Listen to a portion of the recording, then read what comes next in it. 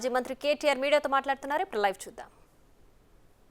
మాత్రమే అనే మాట నేను మీకు విజ్ఞప్తి చేస్తా ఉన్నా. ఇట్లా ఎన్నో సందర్భాలు, అది రాష్ట్రం యొక్క నీటి వాటాలు కావచ్చు, రాష్ట్రం యొక్క వనరులు కావచ్చు, రాష్ట్రంలో ఉండే మరి ఇచ్చిన హామీలు కావచ్చు, వీటన్నింటి విషయంలో మనం బలంగా మాట్లాడాలి, మన గలం విప్పాలి అంటే అది కాంగ్రెస్ బీజేపీల వల్ల కాదు. ఎందుకంటే వాళ్ళు జాతీయ పార్టీలుగా సహజంగానే వాళ్ళకి ఎట్టుంటుందంటే ప్రత్యేకంగా వాళ్ళకి తెలంగాణ మీద ప్రేమ ఉండదు. పార్లమెంట్లో ప్రత్యేకంగా ఎన్నడన్నా రాహుల్ గాంధీ ఒక్కరోజన్న రాహుల్ గాంధీ లేదా తెలంగాణ కాంగ్రెస్ ఎంపీలు ఒక్క పూటనన్న తెలంగాణ గురించి మాట్లాడిన పరిస్థితి ఉన్నదా? ఎప్పుడన్నా ఉంటే ఇంకా కేసీఆర్ గారిని బద్నాం చేయాలనే ప్రయత్నం, తెలంగాణను చిన్నగా చేసి చూపెట్టాలనే ప్రయత్నమే చేసింది తప్ప రద్దు చేసిన ఐటీఐఆర్ గురించి ప్రశ్నించలేదు, తెలంగాణకు న్యాయబద్ధంగా రావాల్సిన హక్కుల గురించి మాట్లాడలేదు, తెలంగాణకు ఇవి కావాలి అవి రావాలి అని ఎన్నడన్నా రాహుల్ గాంధీ కానీ నరేంద్ర మోడీ గారు కానీ మాట్లాడినరా? ఒక్కసారి గుర్తు తెచ్చుకోండి. పార్లమెంట్లో బీఆర్ఎస్ ఎంపీల దళం లేకపోతే, తెలంగాణ పార్టీకి బలం లేకపోతే తెలంగాణ పలుకుబడి ఢిల్లీలో పడిపోదా? దయచేసి ఆలోచించండి. మన గలం ఉండదు, మన బలం ఉండదు.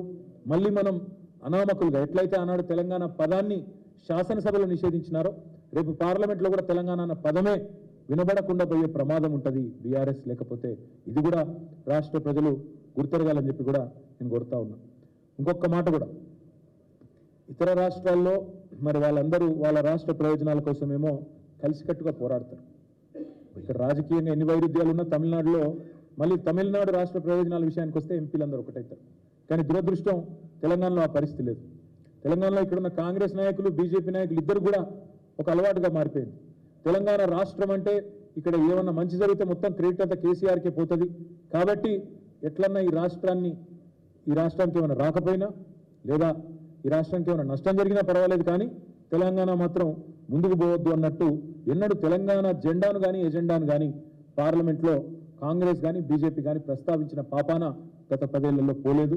ఇది వాస్తవం. పార్లమెంటరీ పార్టీ మీటింగులు జరుగుతాయి, ప్రతి పార్టీ, కాంగ్రెస్ పార్టీకి జరుగుతుంది, బీజేపీకి జరుగుతుంది. ఎన్నడన్నా ఒక్కరోజు గత 10 ఏళ్లలో వాళ్ళ పార్లమెంటరీ పార్టీ మీటింగ్లో తెలంగాణ అన్న పదం వినబడ్డదా? దయచేసి ఒకసారి ఆలోచించాలని చెప్పి కూడా నేను కోరుతా ఉన్నాను. తెలంగాణకు న్యాయంగా దక్కాల్సినవి దక్కనప్పుడు, అన్యాయం జరిగినప్పుడు అడిగేది, ప్రశ్నించేది, కలబడేది, నిలబడేది మళ్ళీ కేసీఆర్ దళం మాత్రమే, బీఆర్ఎస్ దళం మాత్రమే, వినబడేది మళ్ళీ కేసీఆర్ గళం మాత్రమే అనే మాట నేను అందుకే మీకు విజ్ఞప్తి చేసేది.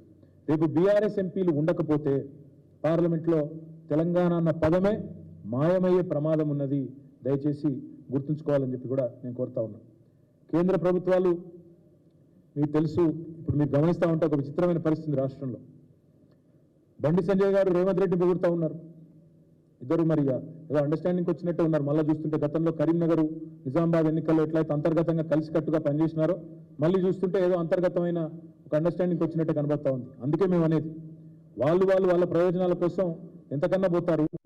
కానీ తెలంగాణ ప్రయోజనాలు కాపాడాలి అంటే, తెలంగాణ ప్రయోజనాలు ఢిల్లీలో తప్పకుండా అక్కడ ఉండే విధంగా పనిచేయాలి అంటే ఆ పని కేవలం బీఆర్ఎస్ ఎంపీలు చేయగలుగుతారు తప్ప ఇంకెవరి వల్ల కాదు. అందుకే కేసీఆర్కు బలం ఇద్దాం, పార్లమెంట్లో తెలంగాణ గలం వినిపిద్దాం, గులాబీ దళాన్ని పార్లమెంటుకు పంపుదాం, ఢిల్లీలో తెలంగాణ బలాన్ని మళ్ళొకసారి పెంచుకుందాం.